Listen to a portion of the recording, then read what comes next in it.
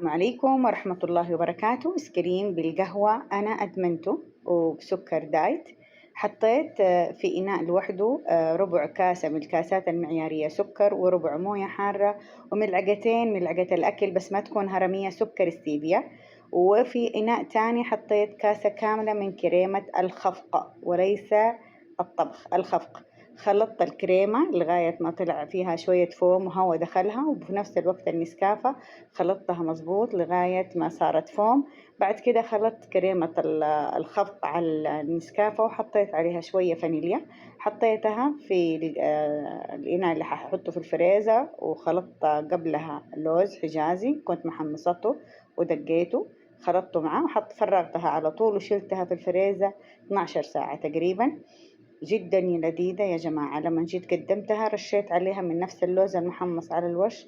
إدمان إدمان، رائعة رائعة رائعة. يمكن عشاني أنا مدمنة القهوة. وبالصحة والعافية، أتمنى تجربوها.